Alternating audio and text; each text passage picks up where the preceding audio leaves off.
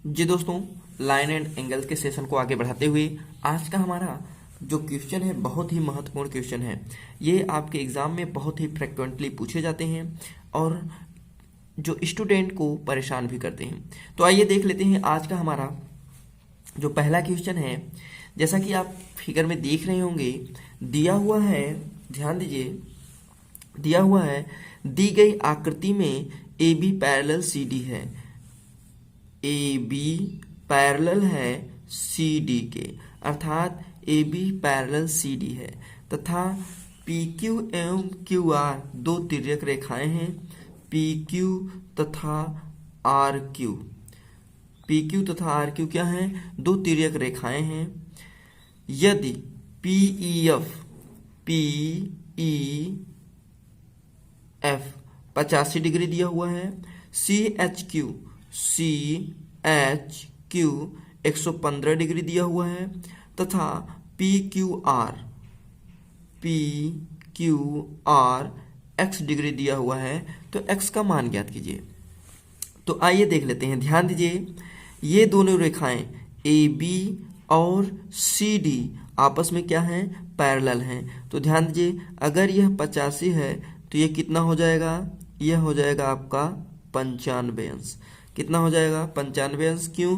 क्योंकि ये दोनों कोणों का योग कितना होता है? 180, और 180 में से जैसे ही आप 85 घटाएंगे कितना आ जाएगा? 95। अब ध्यान दीजिए, ये लाइन और ये लाइन आपका क्या है? पैरेलल है, और यह कोण क्या होगा? संगत कोण होगा। संगत कोण आपस में क्या होती हैं? बराबर होती हैं। तो 95 अगर यह है तो ये भी कितना होगा? 95। तो यहाँ पे हो जाएगा आपका 95 अंश। कितना हो जाएगा? 95 अंश। ठीक है। अब ध्यान दीजिए, अगला दिया हुआ है, ये त्रिभुज है। देखिए त्रिभुज त्रिभुज का वाह्य कोण दिया हुआ है, तो वाह्य कोण जो होता है वह सुदूर अंतःकोणों के योग के बराबर होता है। अर्थात यह जो वाह्य कोण है सुदूर दूर के अंतःकोण अर्थात 95 प्लस एक्स का जो वैल्यू होगा उसका योग जो होगा 115 के बराबर होगा। तो ध्यान दीजिए, वाह्य कोण जो होता है सुदूर अंतःकोणों के योग के बराबर होता है। अब ध्यान दीजिए, अगर हम वाह्य कोण लेते हैं 115 बराबर आपका 95 प्लस यक्स करते हैं तो क्या हो जाएगा? तो यहाँ 95 इधर चला जाएगा, 95 जैसे ही घटाएंगे तो यहाँ पे आ जाएगा 20 और इधर बचेगा x, अर्थात x बराबर कितना आ जाएगा? 20 अंश। तो x का वैल्यू पूछ ही रहा है, तो x बराबर आपका कितना आ गया? 20 अंश आ गया। इसको दूसरे तरीके से ये भी लगा सकते हैं आप, इसका कोण निकाल लीजिए, ये हो जाएगा, तो इसको हो जाएगा त्रिभुज के तीनों कोणों का योग का फार्मूला लगा देंगे, उससे भी आ जाएगा। ठीक है। तो ध्यान दीजिए, x का वैल्यू आपका कितना आ गया? 20 अंश हो गया। ठीक है। चलिए आइए हम लोग देख लेते हैं अगला क्वेश्चन।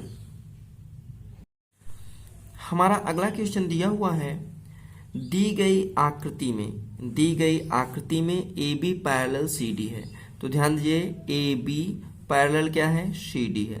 तो A B parallel C D है, तब P plus Q minus R का मान ज्ञात कीजिए। P plus Q minus R का मान ज्ञात कीजिए। अब ध्यान दीजिए, ये कोण और ये रेखा क्या है? पैरेलल है। इसे हम और आगे बढ़ा देते हैं, तो ये हो गया। ठीक है। और इस रेखा को हम लोग और आगे बढ़ा देते हैं तो ये आपका रेखा इधर हो गया। ठीक है। यहाँ तक कोई दिक्कत नहीं होनी चाहिए।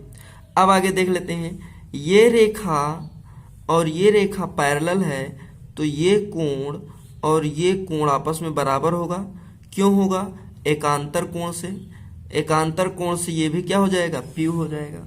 एकांतर कोण से ये भी क्या हो जाएगा? P हो जाएगा। अब ध्यान दीजिए, अगर यह Q है तो यह कितना होगा?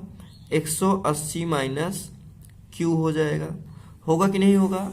आप लोग जानते हैं रेखी कोण में, तो रेखी कोण क्या होता है? 180 अंश होता है दोनों का योग। तो हम क्या करेंगे? 180 माइनस Q कर लेते हैं। अब फिर हम लोग लगाते हैं, यहाँ पे P है और ये आपका त्रिभुज है, तो त्रिभुज का वाह्य कोण जो होता है त्रिभुज के सुदूर अंतःकोणों के योग के बराबर होता है। अर्थात P बराबर जो आपका बनेगा R प्लस 180 माइनस क्यू हो जाएगा।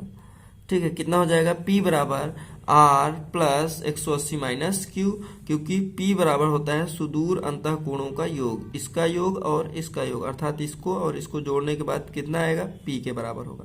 ठीक है, चलिए आगे हम लोग देख लेते हैं। तो P बराबर आपका हो जाएगा, ये Q इधर आएगा तो ये प्लस में हो जाएगा प्लस Q, R इधर आएगा तो माइनस R हो जाएगा, बराबर इधर कितना बचेगा, 180 अंश। तो देखिए इसी का वैल्यू पूछ ही रहा था, ये इसी का वैल्यू पूछ रहा था, P plus Q minus R. तो देखिए P plus Q minus R बराबर कितना आ गया, 180 अंश। तो इसी का वैल्यू पूछ रहा था, तो ऑप्शन नंबर डी हो जाएगा। क्या हो जाएगा, ऑप्शन नंबर डी। तो इस तरीके से हम लोग इस क्वेश्चन को भी बहुत ही आसानी से सीख लिए हैं। आइए हम लोग देख लेते हैं अगला क्वेश्चन। ध्यान दीजिए, हमारा अगला क्वेश्चन दिया हुआ है, कह रहा है उस चाप के केंद्रीय कोण का मान क्या होगा जिसकी लंबाई 11 सेंटीमीटर है और वृत्त की त्रिज्या 14 सेंटीमीटर है। तो कह रहा है उस चाप के केंद्रीय कोण का मान ज्ञात क्या होगा। और ये देखिए एसएससी CHSL 2017 में आया हुआ क्वेश्चन है, बहुत ही इंपॉर्टेंट क्वेश्चन है जो आपके एग्जाम में पूछा जाता है। ठीक है, यह एसएससी के 10+2 में आया हुआ है। ठीक, अब ध्यान दीजिए, कह रहा है उस चाप का केंद्रीय कोण मान ज्ञात कीजिए जिसकी लंबाई इतना है और वृत्त की त्रिज्या, मान लेते हैं ये हमारा एक वृत्त है, ये क्या है, वृत्त है। अब इसकी त्रिज्या कितना है, 14 सेंटीमीटर है, कितना है, 14 सेंटीमीटर। फिर कह रहा है मान लीजिए एक ये चाप है, चाप आपका ये है, यही चाप है, ये मान लेते हैं AB है चाप, क्या है, AB, और इसकी लंबाई कितना दिया हुआ है, 11 सेंटीमीटर। फिर पूछ रहा है कोण का मान ज्ञात कीजिए, केंद्रीय कोण का मान ज्ञात कीजिए। अब ध्यान दीजिए, कोण बराबर जो होता है आपका, कोण बराबर जो होता है चाप बटे त्रिज्या होता है। कोण बराबर आपका फार्मूला होता है चाप बटे त्रिज्या, चाप बटे क्या होता है, त्रिज्या। कोण बराबर आपका होगा चाप बटे त्रिज्या, ये फार्मूला होता है, आपको पता होगा। और ये आता है रेडियन में, किस में आएगा, रेडियन में इसका आंसर आता है। तो अब ध्यान दीजिए, कोण आपका थीटा हो गया, चाप आपका 11 सेंटीमीटर हो गया, त्रिज्या आपका कितना है, 14, और ये रेडियन हो गया, रेडियन में, किस में हो गया, रेडियन। लेकिन इसमें दिया हुआ है अंश में, तो एक रेडियन बराबर आपका होता है 180 बटे पाई अंश, 180 बटे पाई होता है एक रेडियन बराबर। तो हम लोग यहीं पे रेडियन का मान रख देते हैं। तो यहाँ पे 11 बटे 14 गुणते आपका एक रेडियन का वैल्यू 180 बटे पाई है, कितना है, पाई। अब यहाँ पे 11 बटे 14 कर लेते हैं गुणते 180, और पाई का वैल्यू 22 बटे 7 रख लेते हैं। ठीक, तो यहाँ से 7 दूनी 14 हो जाएगा, और ये 11 दूना 22 हो जाएगा, और ये 2 दूनी 4, और 4 चौके 16, और 4 पंचे 20, अर्थात थीटा का वैल्यू कितना आ जाएगा, 45 अंश। कितना आ जाएगा थीटा का वैल्यू, 45 अंश। इस तरीके से ऑप्शन नंबर आपका ए दिया हुआ है, कितना दिया हुआ है, ए दिया हुआ है। तो ये बहुत ही महत्वपूर्ण क्वेश्चन है जो आपके एग्जाम में पूछा गया है। चलिए आइए हम लोग देख लेते हैं अगले क्वेश्चन पे। ध्यान दीजिए, हमारा अगला क्वेश्चन दिया हुआ है, दो रेखाओं की ढाल 1 और 1/√3 है, तो इन दो रेखाओं के बीच का कोण क्या होगा। अब ध्यान दीजिए, दो रेखाओं का ढाल, तो देखिए ढाल को बोलते हैं प्रवणता, प्रवणता को M1 मान लेते हैं एक को, और एक को मान लेते हैं M2। तो थीटा का जो फार्मूला होता है हम लोगों का, tan थीटा बराबर एक फार्मूला होता है M1 माइनस M2 बटे आपका M1 प्लस M1 M2 होता है। ये आपका फार्मूला है कोण निकालने का, जब आपकी प्रवणता दी हुई, जब आपकी प्रवणता दिया गया है।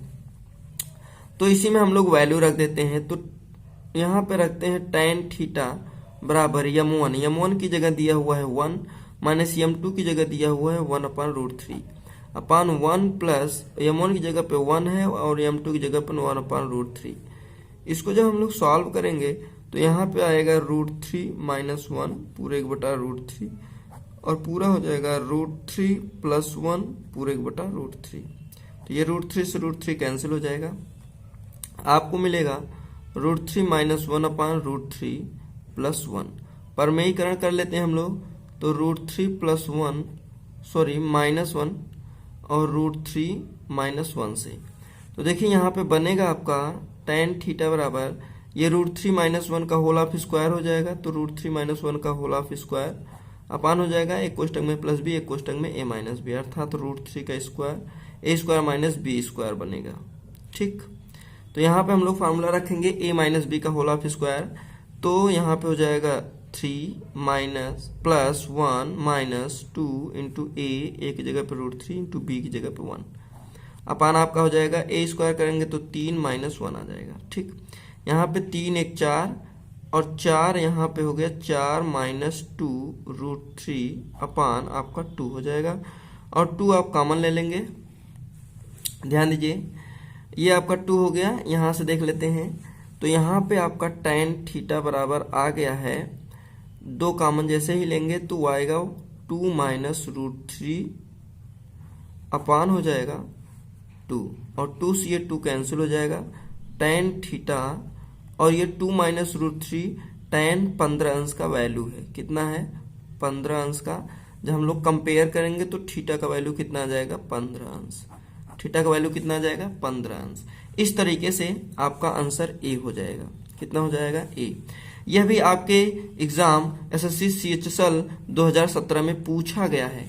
यह 2017 का क्वेश्चन है, बहुत ही इंपॉर्टेंट क्वेश्चन है। तो ये वीडियो आपको कैसा लगा कमेंट बॉक्स में कमेंट करना ना भूलिएगा।